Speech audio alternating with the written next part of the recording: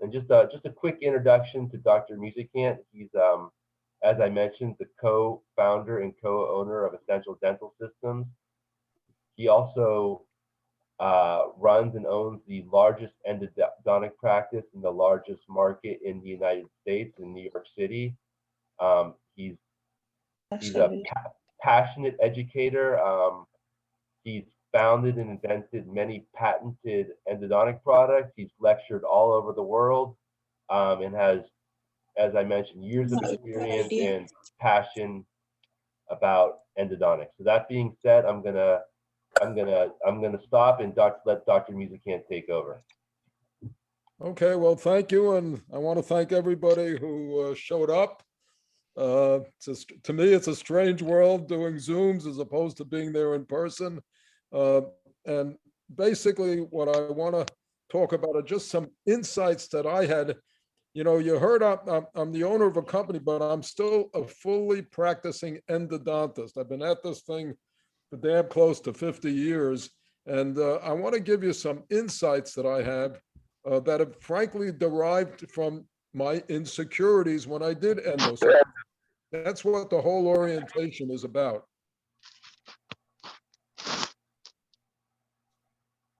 So let me get here. So I call this lecture, for want of a term, integrated endodontics.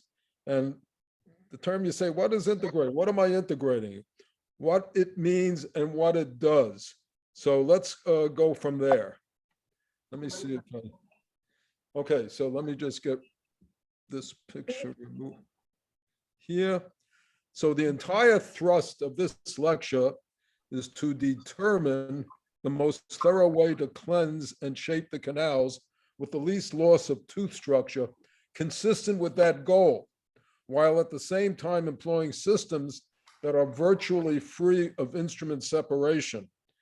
And when I say virtually free, I really mean 100% free of instrument separation. That is one of the problems that has become quite apparent when people are using rotary NiTi.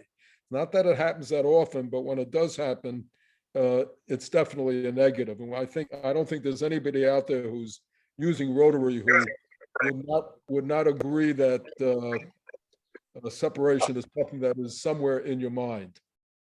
There's no question there. Good. All right. To accomplish that goal, I hope to show how integrated endodontics is a means to that goal. That's interesting. It's not going there. Now I've got a whole bunch of people up here, so let me get that down to one person. Okay. Conceptually, integrated endodontics applies the means of shaping canals that have virtually no potential to separate, to be used wherever and whenever a level of resistance is encountered, generally with a rotary system, that the dentist believes could lead to instrument separation. In other words, I want you to be aware that there are means that anytime, let's say you go in rotary, you say, yeah, I'm getting down the canal, but I got resistance. And resistance is really the name of the game. It's how you handle that resistance. If you've got a lot of resistance and you're rotating, you've got a far greater chance of separating an instrument. So if I can help you get through that area where you've got resistance, where you use a system that produces very little stress due to that resistance, you're in better shape. And that system, as I'm going to show you, will be 30-degree oscillation and not full rotations. It makes all the difference in the world. That's your safety valve. So let me see. So the factors that relate to integrated endodontics include the following. You want the appreciation of pulpal anatomy as it is, rather than a simplistic version of conical shapes. Conical shapes will last.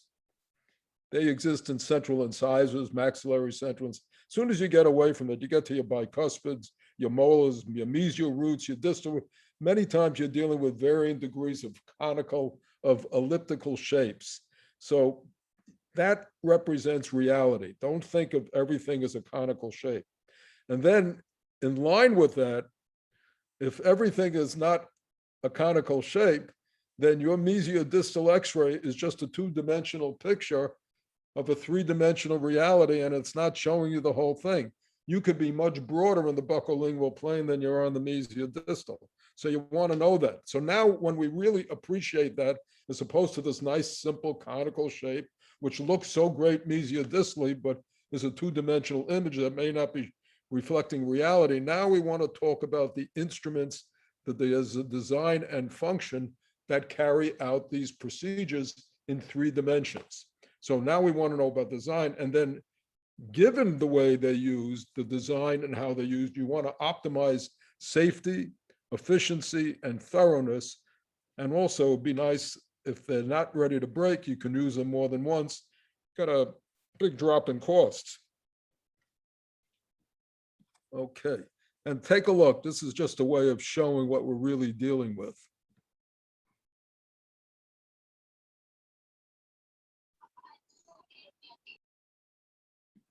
That kind of represents a truer picture of reality than this conical concept.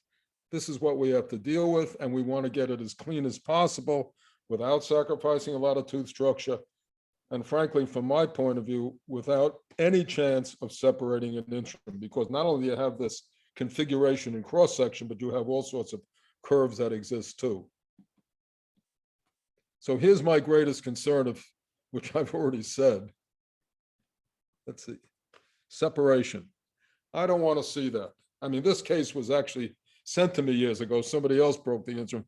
But if I broke an instrument, I'm suffering from terminal guilt. And then I got to worry about, gee, do I send it? Do I get it out? Do I send the next? The simplest thing on earth is don't have the fracture in the first place. And I laugh because I saw this up on LinkedIn, and I said, the Suez Canal had a problem with the ship, kind of stopped transportation. And right here, anybody who's got this got a problem in cleansing the tooth to the full extent. And if that was a non-vital tooth, it'd be a hell of a lot more of a problem. Many times people are saying, don't worry about it. And I've heard one well-known endodontist describe a broken instrument as a premature obturation, like it's almost something positive. Let's not go down that road. So I want to first know with 100% certainty that I will not break an instrument. Nothing else suffices for me. I don't want to know 99%. I don't want to know that I have to do all sorts of careful things that maybe take away more tooth structure to keep the instrument safe. I want to know, doing proper endodontics with minimal removal, that I will not break an instrument. In addition, I got other concerns, and they all are interrelated that potentially represent contradictions in outcome. So look, this is what I want. I don't want to separate an instrument, but I want to preserve as much tooth structure as possible. But I want to remove as much pulp tissue 3-dimensionally as possible. Now, these are conflicting requirements, and how do I resolve them? The surest way not to break instruments is to use them with short amplitudes of motion, making it virtually impossible to exceed the elastic limit of the metal the instruments are made of. In the past, this has been done manually, right? While safer, it often, because we're using short arcs, short watch winding motions, while safer, it often produces significant degrees of hand fatigue and is a time-consuming process. And also, a lot of people using K-files. I'm going to talk about why I prefer reamers far more than K-files, and then what we did to the reamers to make them even superior to regular reamers. But we'll get on with that as we go on with the lecture. And even hand instrumentation can lead to separation if the arc of motion exceeds the elastic limit of the metal. In other words, you're doing hand, and oh boy, you're feeling pretty good that day, and you'd give it more than 30 degrees, you give it a full motion or two, right at the tip there was a sharp curve, and now you're left a little piece of metal right at the apex, which is going to be impossible to remove. Maybe you'll get around it, but we want to avoid that. So one proven way to avoid separation is to employ a handpiece that limits the arc of motion to 30 degrees, which is 1/12 of a full arc of motion. So you've got a very short arc of motion, and that's absolutely a safety valve. Take a look. There's the handpiece. that holds the instrument, and it's undergoing a 30-degree arc of motion. And when it's that short an arc of motion, you can have very high frequency. Frequency doesn't increase the rate of breakage as long as the arc of motion is slow. So this can go up to 3,000 to 4,000 cycles per minute. And that's what I use in the creation of my glide path when I start with my thinnest stainless steel relieved reamers.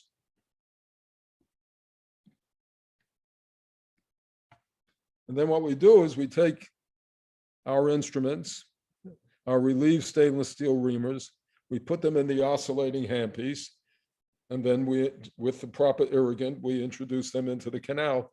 And this is an incredibly safe and efficient way of not only creating a glide path, but to be used later on if and when you're using a rotary system and you're encountering too much resistance. It's all very simple. I'm going to say the same thing in many different ways throughout the course of this lecture. And just to prove that, we know it's true from common sense, but we did research, and there are other studies that show these kind of things. So we took a bunch of tubes of varying angles and various lengths, and we applied both rotary instruments and oscillating instruments. And everything to the right, to the left of the black lines represent rotary. And you can see them at 30 degrees, 7.5 millimeters, 30 degrees at 5, then 45 degrees. And we ran the tests for 300 seconds, 5 minutes. And every rotary system broke. And if you look at the black line, that's safe-siders, that's oscillation, they don't break. And we ran them for 10 minutes and 15 minutes, they do not break. Okay, so that was in these tubes. So what we learned from this is that it's a reasonable conclusion that 30-degree symmetric horizontal reciprocation, otherwise known as oscillations, is far safer than rotation in keeping instruments intact. And then I had saw this little video. Let me get that sound off. And son of a gun, there you go. You see, there's your rotary instrument, and it broke. And an interesting thing was I looked at this, and I know that there are many new rotary instruments that are out there that are far more resilient. In other words, it could have rotated a hell of a lot more in that curved canal before it broke. And that's called tremendous progress. And to a certain degree, it is. But what do you notice about this block that totally does not represent reality?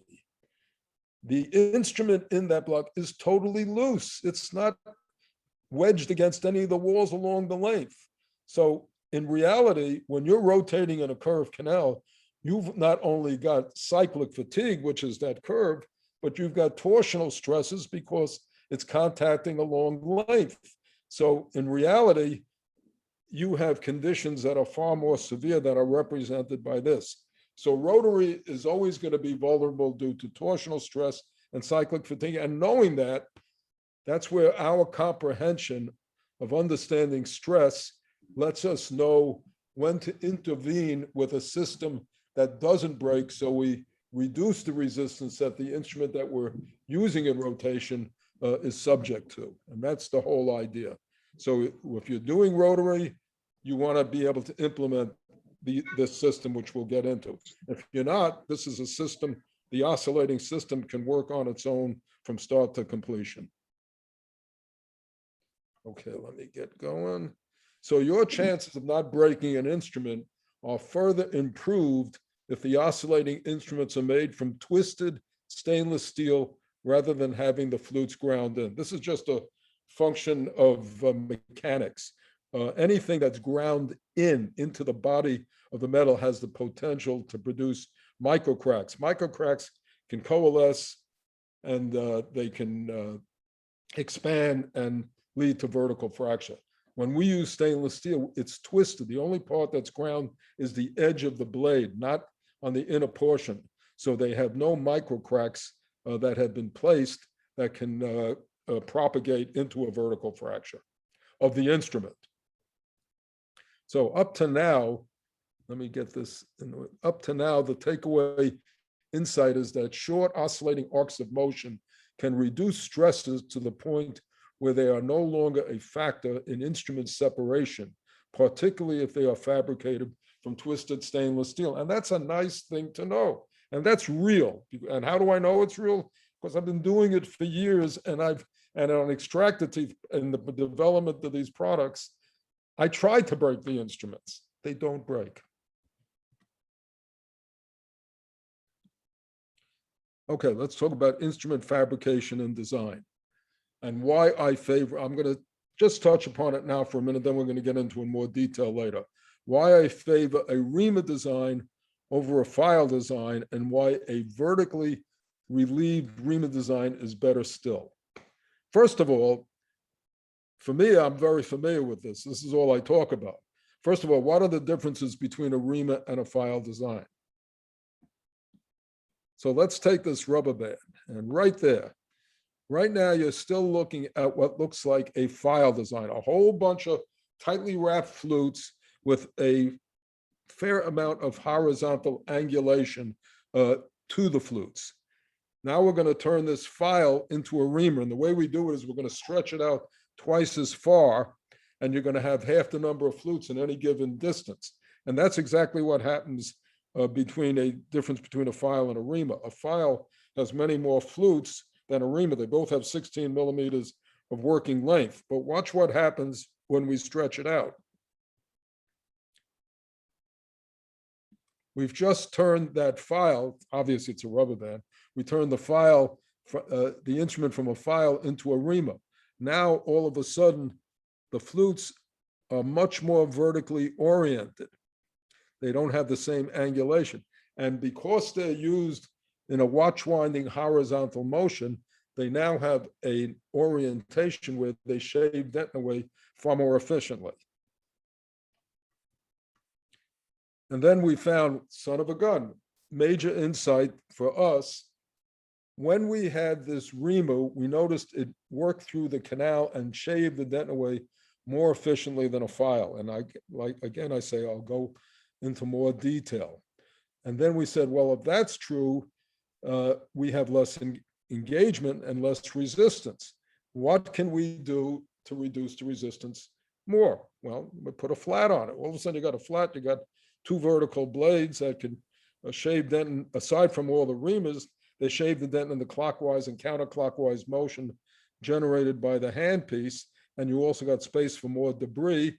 And because you have less resistance, you have better tactile perception. So putting a flat was a good thing. And because we're limited to a short arc of motion, I still have no chance of breaking the instrument. They will not break in the oscillator. Could you do it manually? Yeah, you might, because you go too far. But with the oscillating handpiece, you're limited to that 30-degree arc of motion. And just by comparison, take a look. Here's the flutes on a reamer, rather vertical. And then the most horizontal flutes that I've ever seen are on a headstrom, and they are like this on a file too, except the file is a twisted instrument too. Here, these flutes were machined in, which makes the headstrom very vulnerable when you have excess torsion. And I suppose if anybody you know about that, you use a headstrom, it's basically in a pull motion. You don't want to rotate it too much because it can break. So by employing, let me make sure I'm not missing, by employing short arcs of motion with twisted stainless steel reamers, you no longer have to worry about instrument separation. And that's a 100% fact. That is a completely different mindset from the one that comes from the use of rotary niti. And I'm assuming some of you out there are doing rotary niti, so I just want to discuss that a bit. So let's get back to that broken instrument. And here's a case where if you look, there's a broken instrument. And if you look at this, you say, well, what's the big problem? It came out rather nice. It looks good. Periapically, it looks fine. The endodontist sent this back to the, I got this from a general dentist who had sent it to an endodontist, looking pretty good. But he also sent me this x-ray. Well, you had blockage. You couldn't clean this canal out. You couldn't get to the apex, and in this case, there was periapical breakdown. So is that going to happen all the time? Absolutely not. You got a vital case, the odds are you'll be all right with a broken instrument. But it's so easy and predictable to avoid breakage in the first place, and at least in the United States, with all the heartache that can mean. So I'm just trying to show you ways to do things more safely, more predictably. So without doubt, in my experience, stainless steel twisted reamers employed in a 30-degree oscillating handpiece at a frequency of 3,000 to 4,000 cycles per minute is the safest and most rapid way to produce an effective glide path. And don't let that 3,000 to 4,000 cycles get you nervous. As long as you have a short arc of motion, the frequency is not a problem. So after the creation of the glide path, on the present day protocols to avoid instrument breakage that can occur with the use of rotary NiTi, we are compelled to do the following. First, you want to get straight line access, right? That's again, I don't mind modified. I just don't want to take away anything that represents more tooth structure than I really have to. So we've got this here. All right, we took away a little tooth structure. Life is easier, better for the instrument, not necessarily helpful for the tooth, but that's what we did. Then we use crown down, right? We're all familiar. Anybody that does rotary NiTi knows crown down. The whole concept of crown down is you don't want your rotary instrument to engage the full length of the canal at any one time. So you're going with greater tapered instruments just a bit, going with a lesser tapered a little deeper, going with a lesser tapered a little further, finally get to the apex, and you have shaped the canal. There may be more work that you're doing, but you've shaped the canal and you have reduced the incidence of stress that the instrument will encounter. The price you paid took away more tooth structure than is really necessary to clean the canal. Both straight line access and crown down preparations sacrifice tooth structure to reduce the stresses the rotary NiTi instruments are exposed to. While these procedures reduce the incidence of separation, they make the treated tooth more vulnerable to vertical fracture. And you don't see vertical fracture the week after you did a root canal if you did rotary NiTi. First of all, you may never see it, but there is a higher incidence that occurs over several years after the procedure was performed. So for the most part, single usage of rotary instruments. That's another thing. You don't want to use them too often. In fact, the manufacturer's rotary NiTi generally say, oh, you better examine that instrument every time you go in and out. If you see any distortion, well, have to throw it away. These are expensive instruments. So I would say that you want to subject those instruments to little stress as you can too.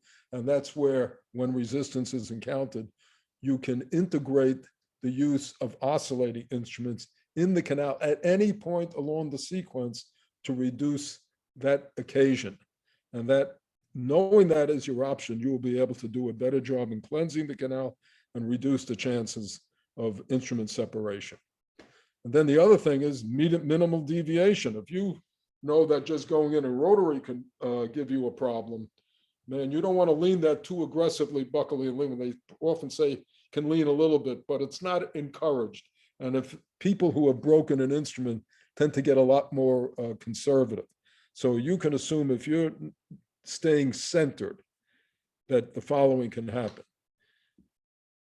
You can clean the canal beautifully right here. And you can take an x-ray mesiodistally, and it's going to look pretty damn good. But if you take this tooth, and obviously this is an extracted tooth at this point, and you look here, you missed all this tissue. Now, is it going to all happen? No, but there are conditions where buccolingually, this could be very thin. Maybe it was wider here, thin here, and when you're creating your glide path, generally the mentality is, let me just create a space so the rotary can get down there. Well, we have to extend the ability of rotary of oscillation to not only create the space, the glide path for the rotary, but to cleanse the canals in what may be very thin isthmuses, certainly thinner than a rotary instrument wants to get into. But the stainless steel, the thin stainless steel ream is as thin as an 0.6 tipped O2 tapered stainless steel has a better chance of getting in there. That plus the irrigants being agitated at 3,000 to 4,000 cycles per minute give you a good chance of cleansing in the buccolingual dimension. So you get something that looks great here, but it really reflects this situation here. And no surprise, there's periapical breakdown that still persists. And then there are all these discussions, which I find fascinating, that they talk about rotary niti, and at its best, it leaves 35 to 50% of the root canal system untouched. And then you might say, well, gee, if that's the case, how the heck do we get like a 90% success rate? Well, I don't know if in the long run it is as high as a 90% success rate. And also, I would say you're certainly not going to get a 90% success rate given this amount of tissue left, if that tissue was non-vital. If you leave vital tissue, good chance that it'll continue to work. But non-vital cases infiltrated with bacteria, you want to have the means to get to that tissue in a more effective manner.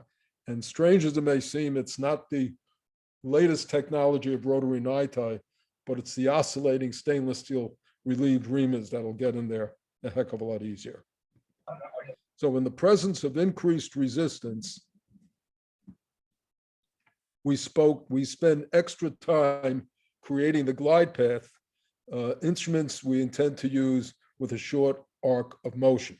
Indeed, the glide path is considered a separate required procedure prior to greater tapered rotary instrumentation.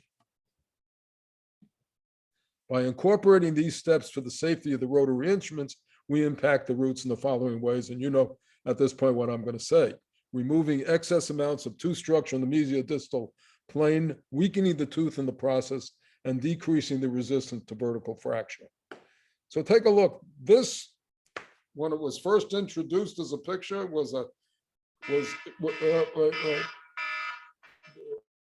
excuse me, my wife is calling me. I just got to answer her. Brian, I can't talk now. I'm in the middle of a lecture. I'll call you back. Okay, sorry about that. It was a friend. All right, so let's take a look at this picture here. Boy, they not only found the mesiobuccal and mesiolingual, but they found the middle mesial. And if you'll note, the middle mesial is as wide as the mesiobuccal and mesiolingual. But if you look at the anatomy of a mesial root on the furcal side, it has a concavity there. The dentin in between the mesiobuccal and mesiolingual is practically always much thinner. So if you do an equal preparation here, you've got a good chance you could either thin out the dentin way too much or have a frank strip perforation. So yes, by the standards of rotary, this was excellent. From the point of view of the safety of the tooth structure, this is a poor usage. What I would say here is this area here should have been, first of all, it was much thinner to begin with. You may have gotten a thin instrument in there, but it was not as bulky as a tooth structure on the mesiobuccal and mesial and mesiolingual sides of the canal. So here, if you were going to go in, it would be much thinner. And I will show you a case that we did on a 3D printed tooth, which is how I would address this issue. And even with all these steps, we still worry about instrument separation, particularly as the canals become longer and more severely curved. So take a look here. You can barely see these canals. This is typical. How wide do I want to open that? I don't think I really have to open a canal like that more than a 30-02. I think that's going to be sufficient. And that does not require a whole lot of rotary. I might use some rotary, but I could just as easily do this in oscillating with oscillating stainless steel reamers. So inadequate removal of tissue in the buccolingual plane, increasing the chances of reinfection. We want to avoid that. And the way I do that to make sure is using the oscillating reamers in that handpiece. And this is just a quick slide to show you that we're dealing with this kind of anatomy. Look at the, oh, let me go back. I don't want just, I wonder why that's happening. All right. So you got the idea. I want to know that I have a method that predictably can remove the tissue here without removing excess amounts of tooth structure and without causing breakage. And then take a look here. Here are examples of teeth that were instrumented with various rotary systems. So you go from here to here to here, never touch the isthmus. Go from here to here to here, never touch the isthmus. Isthmus may be loaded with bacteria. Here, you don't worry about it because the isthmus is so thin, there's no instrument that could get into it. So there's all the good way to interpret that is that if it's that thin, there's probably not enough tissue to cause any problem. And then once again, it's inadequately prepared tooth. And if you took an x-ray from here, here, anywhere along the line, it's going to look like you did a pretty good job. So as a result of these observations, the goal of glide path creation should not be limited to creating a clear pathway for the rotary instruments, but to also debride the canals of pulp tissue that the rotary instruments will not contact. Counting on the irrigants alone is not sufficient. You need some mechanical intervention, best done with very thin O2 tapered stainless steel reamers. The highly oval nature of pulp anatomy is simply not addressed with the use of rotary NiTi instrumentation. The fear of instrument separation is the incentive to remove excess dentin, done through crown down and straight line axis, and employed centered shaping. Got to get away from that. In addition, research has also clearly established a relationship between greater tapered rotary motion and the production of dentinal microcracks that can coalesce and propagate into full-blown vertical fractures. We don't think about this because certainly compared to a fractured instrument, of course, it's not obvious, but they do exist. The research is loaded with studies that say that there are some that say it doesn't happen, but the vast majority of studies say it is a result of rotation. And then the way I look at it is, since I've been dealing with subject for many years, it is insightful to keep in mind Newton's third law of motion, stating that two interactive bodies have an equal and opposite effect on each other. We know that the stresses the rotary instruments are exposed to when negotiating canals can lead to separation. But are we also aware that it is a two-way street and that rotating instruments produce an equal amount of stresses in the canal walls that can lead to dentinal microcracks? It is a two-way street. And a law is a law. So yes, you can get those microcracks, and not to dwell on it, there are any number of studies in the literature that show the relationship between rotary instrumentation and microcracks. So the same stresses that cause instruments to separate produce dentinal defects that can coalesce and propagate into vertical fractures.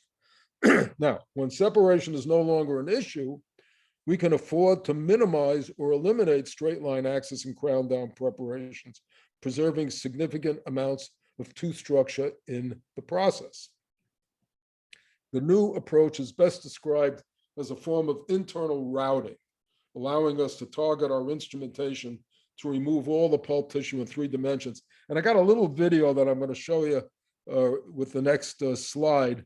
That is really a way, when you do inlay work in wood, you're using a thinner instrument than the area within which you're working. And that's what internal routing is about. You don't want to come with a greater tapered instrument that expands the walls beyond what you need. So take a look at this and see if you relate to it.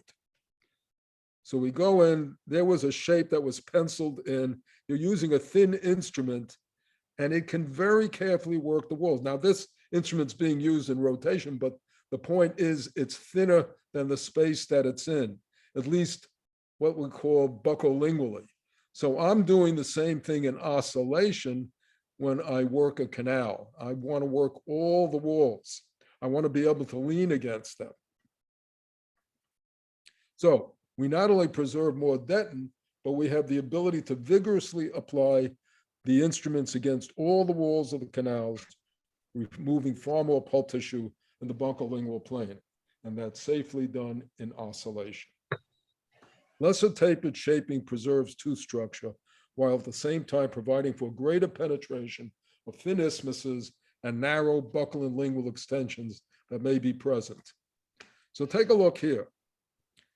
This is what I start with. Very thick, look at that. Well, am I going wide buccolingually? No, I'm not. If you look at that canal, I had an independent mesiobuccal and mesiolingual with a broad common space, isthmus-like space in between the two, and where the two canals branched off in the apical third. I'm taking this picture way from the mesial, and what I'm showing is the broad preparation that I did buccolingually, and I could do that because I could get into the space. Can't do that all the time, but when you can, your best bet is with very thin oscillating stainless steel reamers.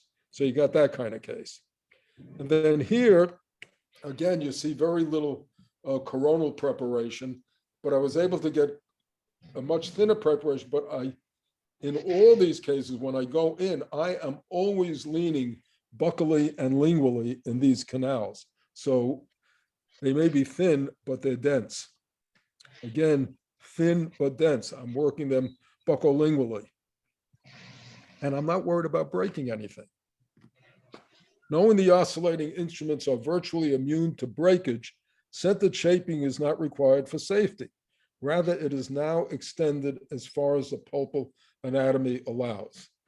Interestingly, an increasing number of endodontists, knowing greater tapered instrumentation is removing excess tooth structure, are now adopting minimal rotary instrumentation, most obviously mesiodistally, but buccolingually too. So take a look, and what caught my eye, this was an X-ray that I saw years and years ago that I incorporated into the lecture, and they show how thin the access is and how thin the preparations are. And this was done with rotary, obviously very thin rotary instruments. And when you use very thin rotary NiTi instruments, they're incredibly flexible. So yes, you can mesiodistally get the shape, but what potential do you have to work these very, very flexible NiTi instruments buccally and lingually? Well, if you've got a space that's wider than the instrument in that dimension, when you lean against the lingual wall, it's going to deflect buccally, and when you lean against buccally, it'll deflect lingually. So it's not going to be as aggressive as stainless steel that has more body. So to me, yes, they got the canal, but it looks weak. It looks weak. Look at it, it looks weak here. And I see like a crimping of the gutta percha. So that tells me that the canal, that there's a space in there that the canal, the gutta percha was not fitted accurately to. In other words, I want more aggressive. In other words, I like this. This looks pretty good. Even this looks pretty good, but it's not predictable. I have much, when you're working canals to that level of thinness, stainless steel has all the advantages, and stainless steel used in oscillation is the safest way to apply them. Take a look. I want to know if I'm doing the palatal canal, which is the only canal that's wider mesiodistally than is buccolingual, then I'm going to hit all those. I want to lean aggressively with my instruments. So let's talk about promise versus performance. We live in an economy where new products are always being introduced. So here was the single file system. Single file system, and it's supposed to clean out the canal well. These were micro scans done by Versianity in Italy. And there you see the pulp tissue. And when you see the red, it will show you what was cleaned out and what was left. So it cleaned it out mesiobuccally and mesiolingually, but it could not get into this area here, this furcal side furcation. The pulp tissue is there, bacteria potentially with it are there, but it's much thinner. So these instruments are incapable of getting in there. What's a better chance of getting in there? The oscillating thin stainless steel reamers, which could be used in conjunction with this system. You don't want to make it as wide here as it is here and there. It's way too vulnerable. The dentin is much thinner.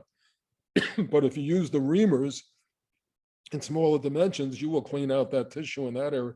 And then you use your rotary for the mesiobuccal and mesiolingual. And even if you don't want to use rotary, just use the oscillating reamers up to a larger size relieved reamers. Okay, here's another one. Another new product, the oscillating XP3D. Again, there's the tissue.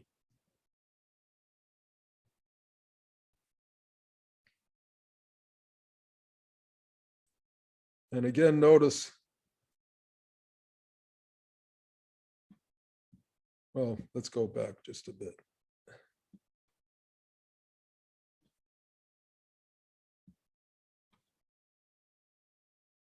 Yeah, let's take a look. Anyway, the point that I wanted to show, let me show this again. I want you to see this because again, in the furcal side, you didn't get the tissue out, and that's where the dentin is the thinnest. See that concavity? That's where if you go wide and you ever did get in there, you'd strip perforate. I'm going to give this one more shot. Do I catch it right here? Couldn't get, that was a sheet, a thin, flat sheet of tissue that was never penetrable. That's all tissue that remains. Bacteria there remains. All right, let's take one more look at this instrument and function, and it's probably the most dramatic, showing its limitations.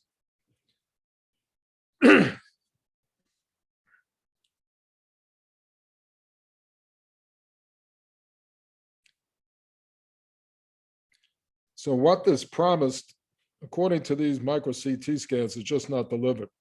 That's the tissue that exists. This instrument comes in to clean it out. It's extremely flexible. It's going to deflect off any wall where there's resistance. So that's the cleansing that was attained.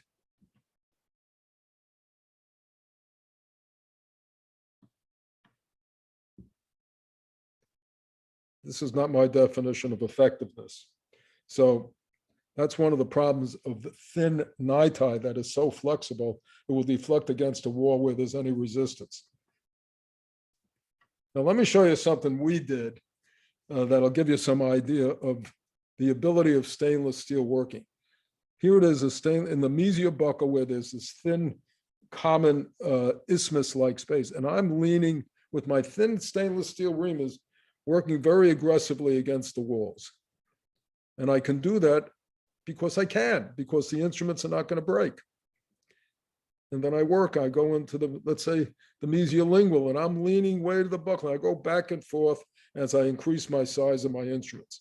Now, I don't want that isthmus area to be as wide as my mesiobuccal and mesiolingual area, but I certainly want to work to the canals. And since it's a 3D printed tooth, it lets me literally see what I did. So I managed to clean that all out, shape the canal out, wider in the mesiobuccal and mesiolingual, applying cement with a bidirectional spiral, which is a subject of another lecture that we could get into one of these days, but not today. So I'm coating the canals, and then I take my pre-fitted master points that I also coat with cement, and we're going to place those in the canal.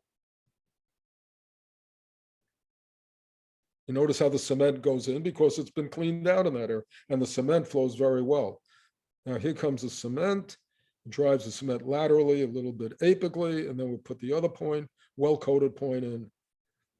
And I want you to see when we take, I want you to see right here, look like we've got here, broader here,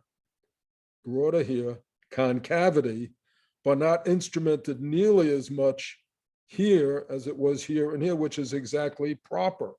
So we were able to get a three-dimensional cleansing action, a three-dimensional obturation, and we have saved a lot of tooth structure that if, let's say, we found a middle mesial and was open to the same dimensions as here and here, we'd be in trouble.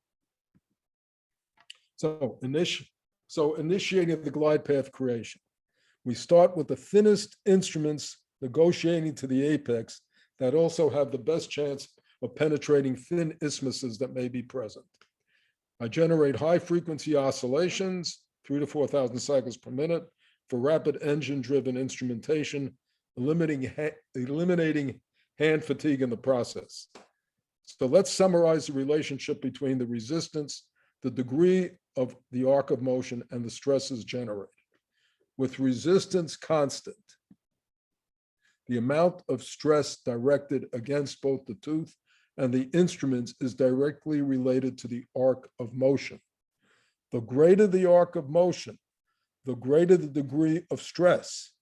Consequently, situations where resistance is significant, stress is reduced by incorporating shorter arcs of motion. It's that simple. And I'm saying the same thing 100 different ways, but it's a rule that is so basic to safe endodontics that, frankly, I'm amazed why it isn't adopted all over the place. 30-degree oscillation, let me get rid of that, is the safety valve that overcomes resistance in the safest manner possible.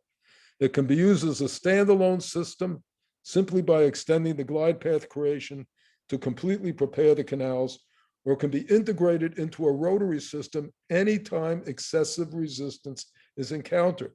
And over time, knowing the innate safety of 30-degree oscillation, the dentist is likely to lower the bar for what excessive resistance is. There's simply no downside. So basic question, what works better? Horizontal or vertically fluted instruments and gaining access to the apex without distortion. This is where I want to get into why I prefer reamers way over files and why obviously the extended relieved reamers. So here's a K file. A case was sent to me. Showed beautiful K file right down to the apex, no problem. But by the time they were done using larger K files, this was the result. Blockage, transportation to the outer wall. Why? Because those horizontal flutes on a file have a tremendous tendency to impact debris, especially when the canals are narrow to start with.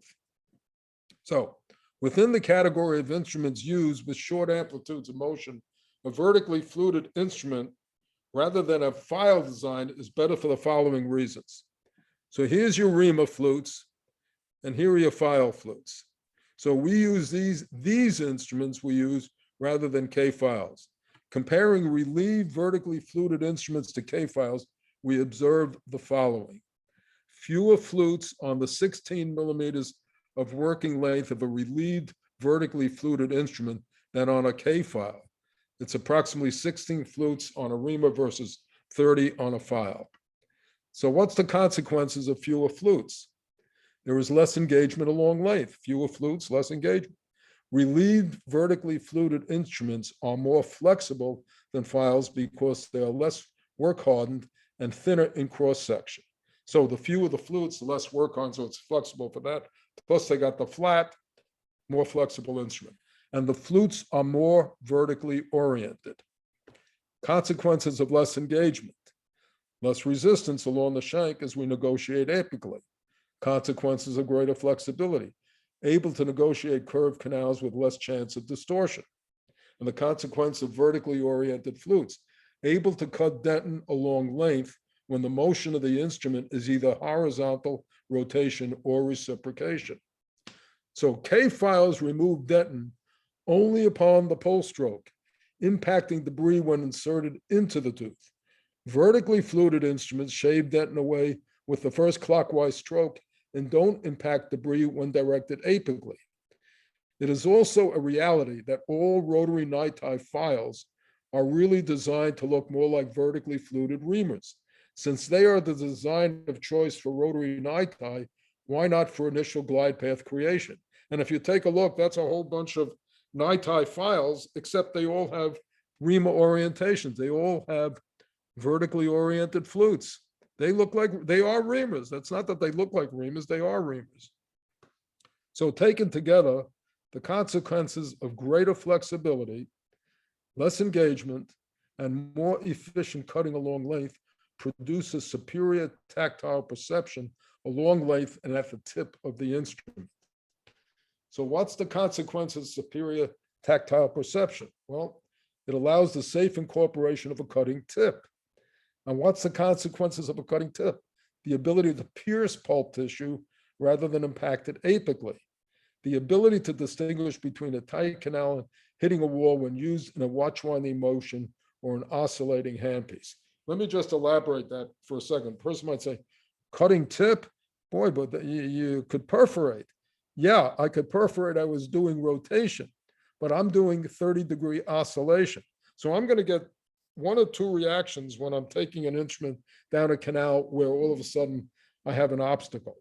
If I have an obstacle and I pull back and there's absolutely zero tug back, odds are I'm hitting a wall, in which case I have to bend that instrument and renegotiate it into the actual canal. And that's something you might do manually. However, if I go in and upon the first apical motion, as I pull back, I have tug back, I'm in a thin canal that I just haven't gotten further into. So then I will continue my pecking motion with the oscillating handpiece and I will gain length. So you can tell right off the bat what the situation is, but I don't worry about perforation because I'm limited to oscillation. Let me get this. Anyone who uses vertically fluted instruments will immediately see that they encounter far less resistance as they negotiate the full length of the canal. Used first in their thinnest sizes, they have the best ability to negotiate curved anatomy to the apex and then to breed what may be thin isthmus-like spaces oriented buccolingually along the length of the canal, all using the oscillating handpiece, eliminating hand fatigue and dramatically increasing efficiency.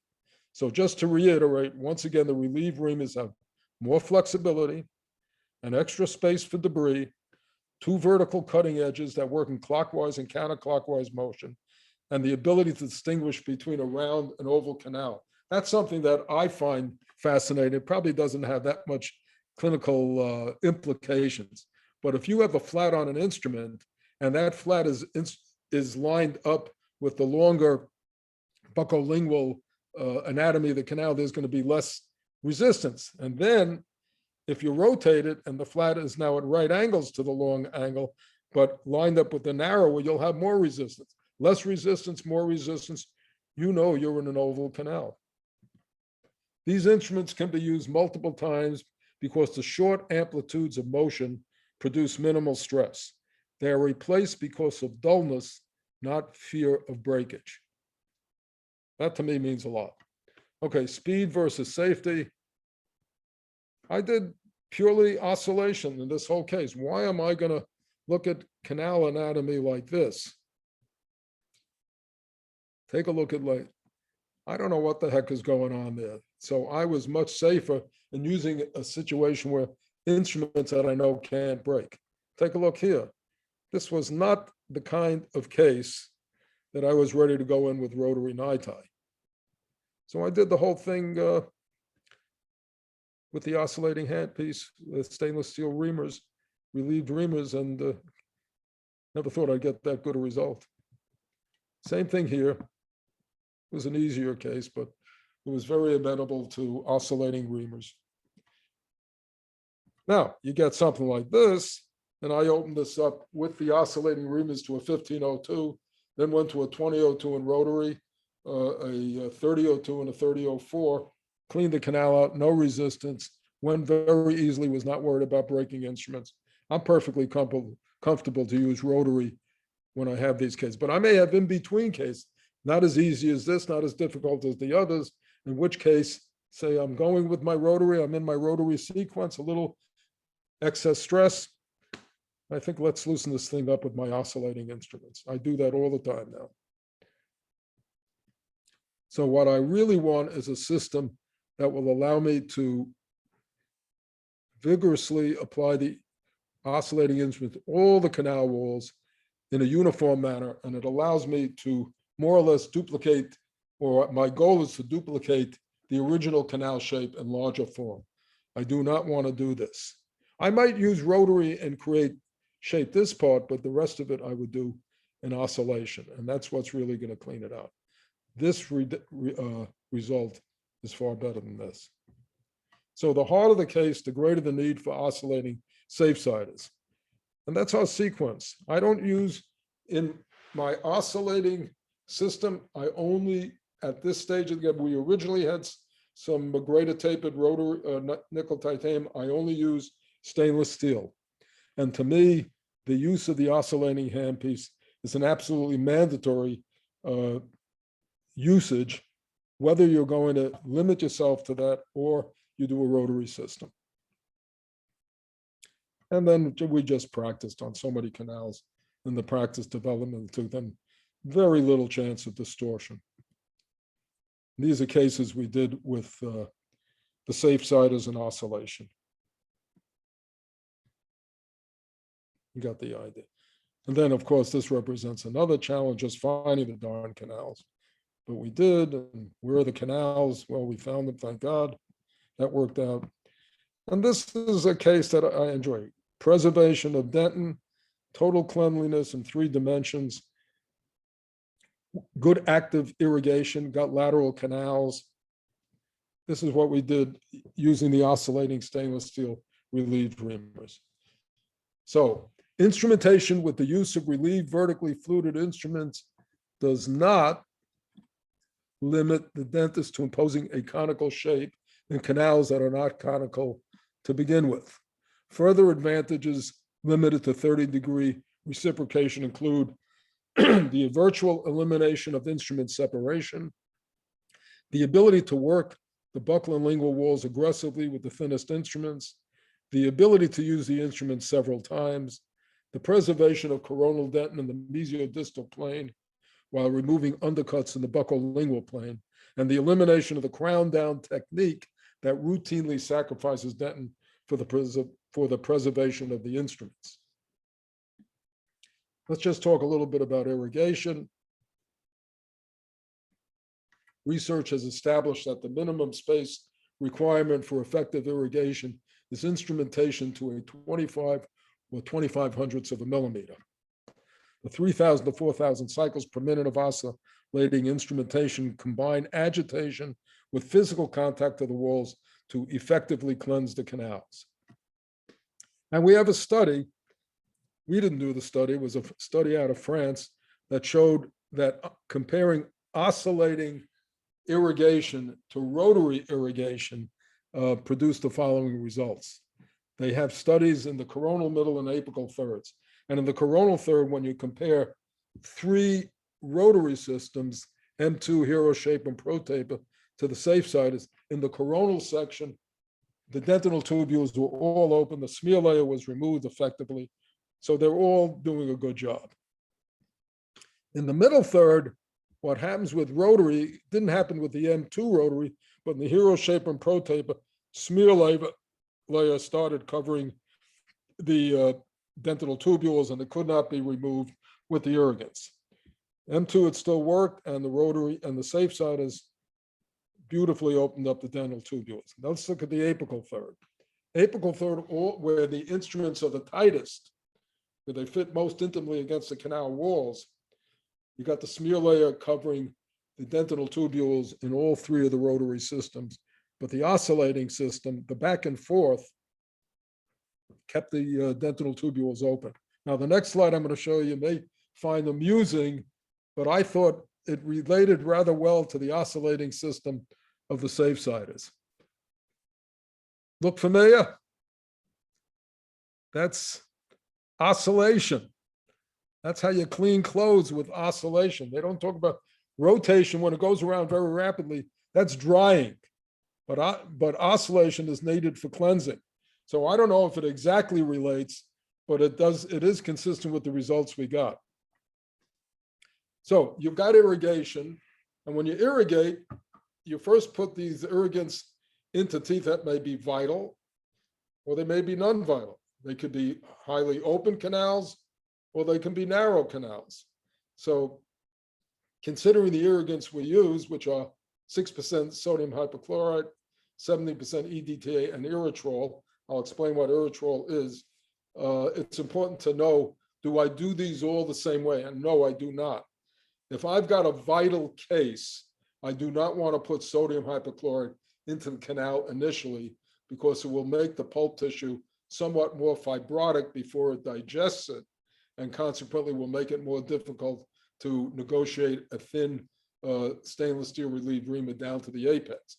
So in vital cases, I will first use 17% EDTA, and I'll get out the bulk of the tissue. And then after I get the bulk of the tissue out, then I'll go back to sodium hypochlorite, and then I will finish it with the Irrigation, which is highly antibacterial and highly penetrating. Now, if the case is non-vital, I immediately go in with sodium hypochlorite. If it's non-vital and very tight, after I go into sodium hypochlorite, I will use the 17% EDTA to soften the dentin along the way. It removes it's a decalcifier, a chelating agent, and it makes penetrating the length of the canal somewhat easier. And then after I do that, again, I always finish up my irrigation with the Irrigation, and I'll talk about Irrigation just a little bit. It's a combination of EDTA and chlorhexidine and surfactants, and it's the surfactants that really allow the deep penetration into the canals. It's very effective against E. faecalis, and it's mild in removing the smear layer. It does not attack the intratubular dentin in between the dentinal tubules. EDTA alone is far too aggressive if you keep it in there a long time. So it actually starts destroying more dentin than you want. The Irrigation will simply clean the canals better. So in just 30 seconds, compared to chlorhexidine, which will disinfect 25%, the Irrigation is 99.99% lethal to the bacteria present. So irrigate and disinfect the root canal in one final step. Independent testing showed that Irrigation had a disinfection rate of 99.99%. It disinfects against Enterococcus faecalis better than 2% chlorhexidine alone, and removes the smear layer less aggressively than conventional irrigants, therefore causing less demineralization of the dentin. And then, as a final step, rinse with sodium hypochlorite. Rinse out the sodium hypochlorite with sterile water or anesthetic solution. Place Irrigation in the syringe. Activate Irrigation with the oscillating reamers for 10 seconds and try and obturate the canals. You can also use it to disinfect gutta percha. It's more effective than 1% sodium hypochlorite. So in summation, just got a couple of more slides.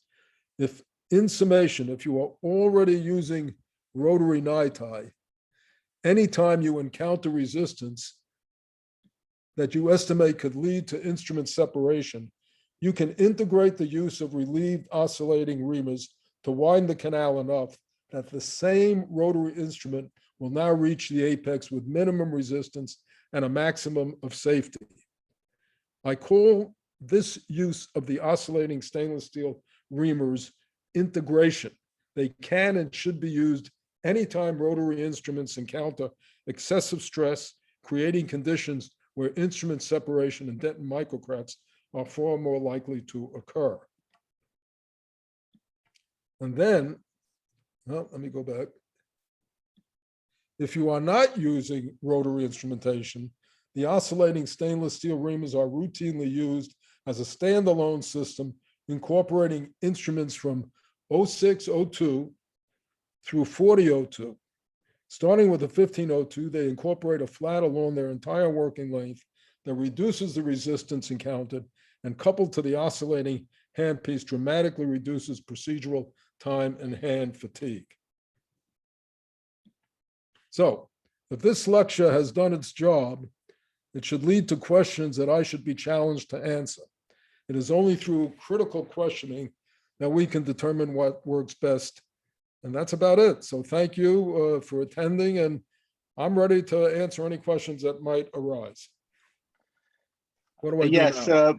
please either chat and Tom let me- will translate the question for Dr. Musicants. So feel free to ask questions in the chat or on audio. If you unmute yourself, please ask the question and then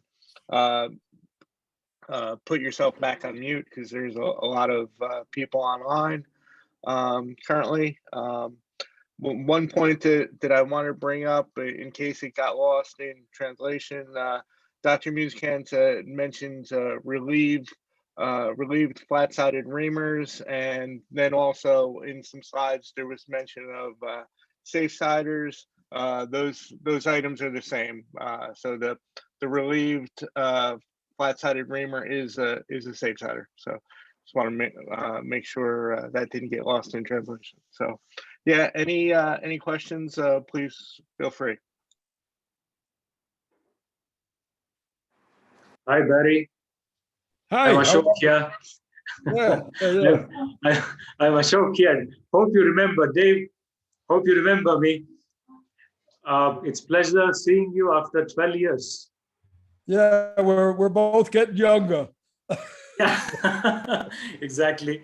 I don't want It's to very nice. retire. I don't want to retire. I want to try and remain relevant as long as possible. No.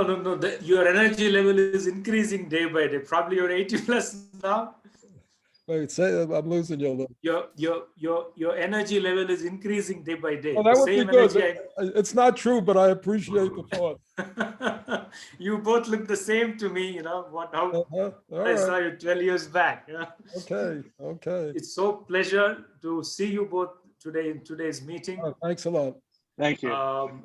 Barry, I don't have any questions. To be frank, I follow your technique the day I attended your course, and I don't have any questions basically because you taught me so well, and I've implicated that knowledge and skill in my office.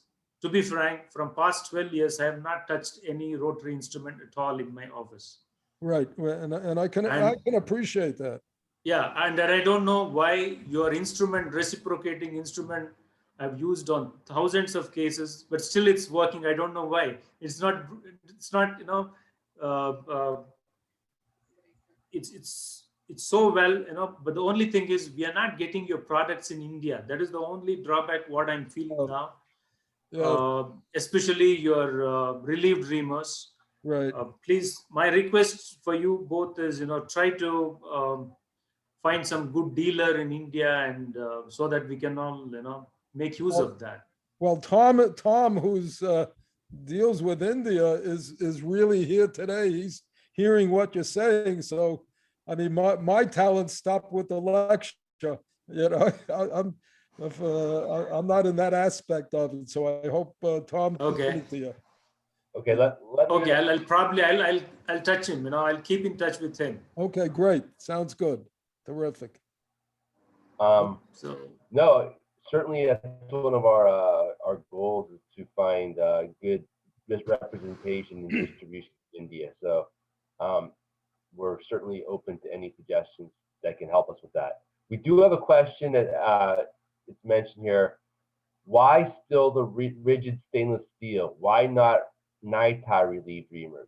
Can Oh, well, steel there it rip- is. Well, first of all, you want to know why I Okay.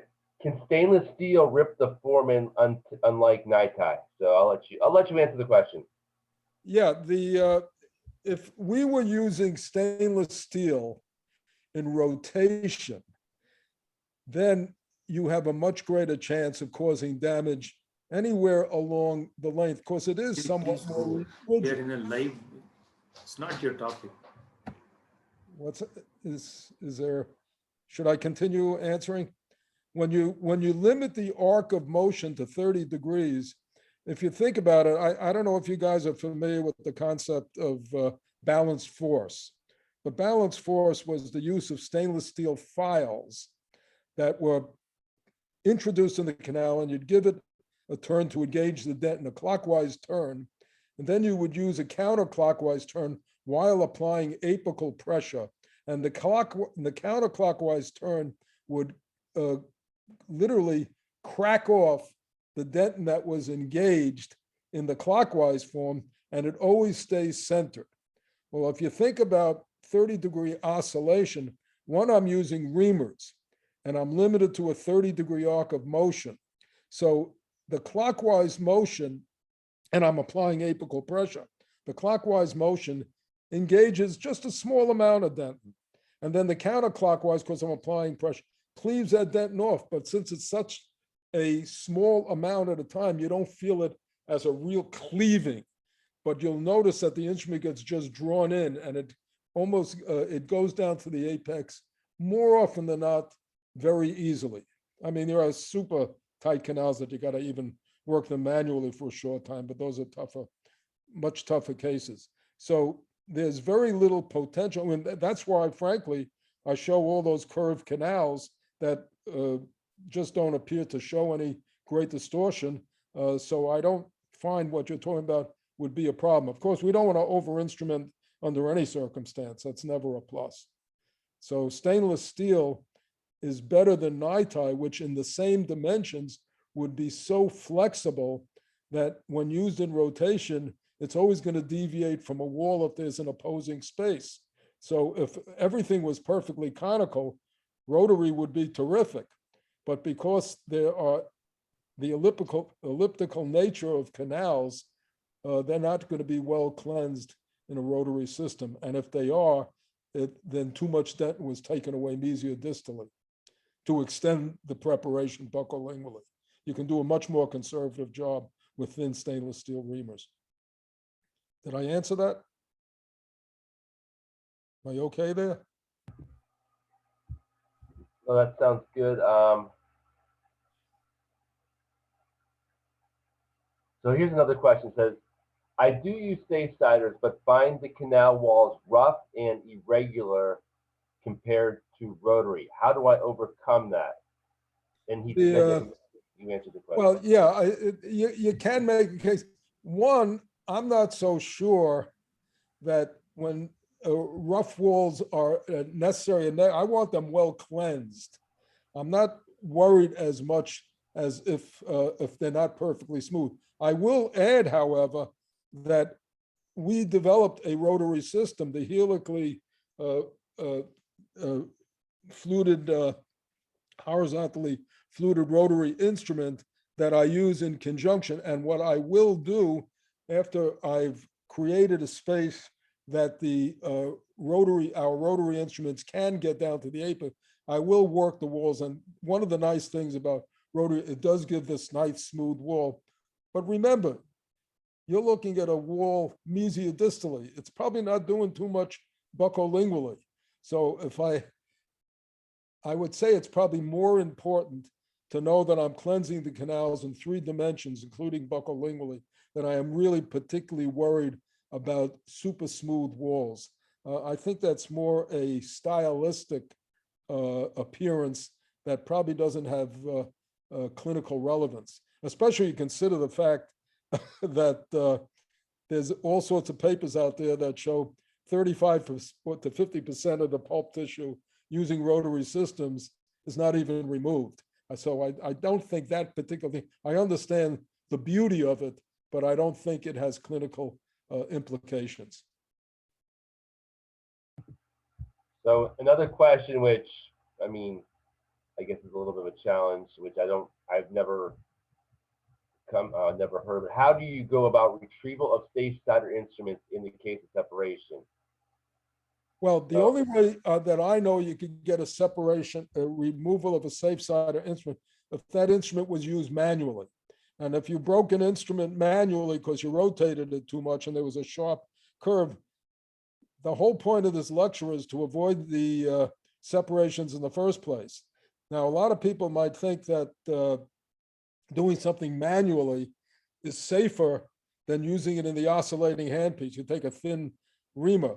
I'm telling you that, yeah, I sometimes will work a canal apically manually, but I'm purposely conscious of a very short arc of motion. Then as soon as I can, and even at times when I find I'm having resistance manually, I'll put that instrument into the oscillating handpiece. And as soon as I limit that motion to 30 degrees, I'm not going to break an instrument. That's just not my experience over years and years of their use.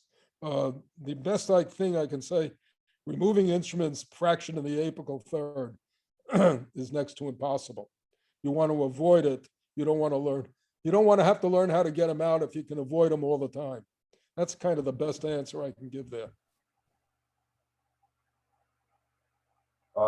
Okay, from our side, thank you. I don't see any more questions.